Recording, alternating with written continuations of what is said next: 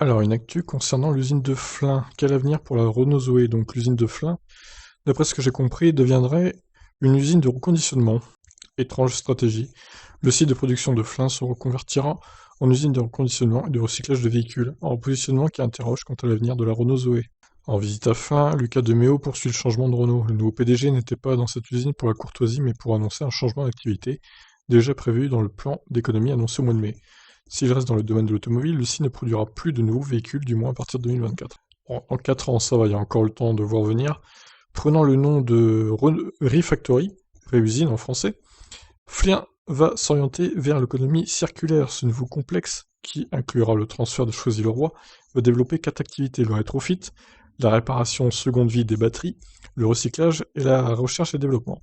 Ce programme démarrera en 2021 par le rétrofit de 45 000 voitures par an et sera totalement opérationnel en 2024. Renault espère y employer plus de 3 000 personnes d'ici à 2030. Précaution tout de même, ce ne sont pas des créations nettes d'emplois, car le site existe déjà avec environ 2600 postes. Justement, que va devenir l'actuelle activité de Flins, à savoir la production de voitures telles que la Zoé?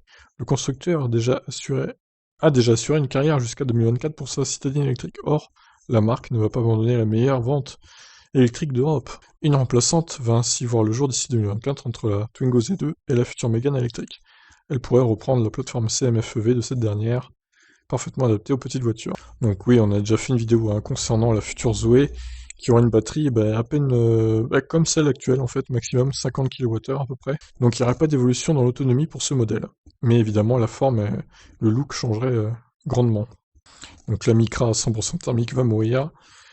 Même la nouvelle hybride série Note e-Power ne fera pas le chemin depuis le Japon. Bon, ça, c'est pas une grande perte, honnêtement. Alors moi, je suis interloqué par le fait que du rétrofit. Alors c'est-à-dire, c'est quoi l'idée? Ils vont convertir d'anciennes Renault en voitures électriques? Enfin, 45 000 en plus, c'est pas mal, hein? Étrange. Bon, bah écoutez, en tout cas, nouveau concept pour cette usine de Flins.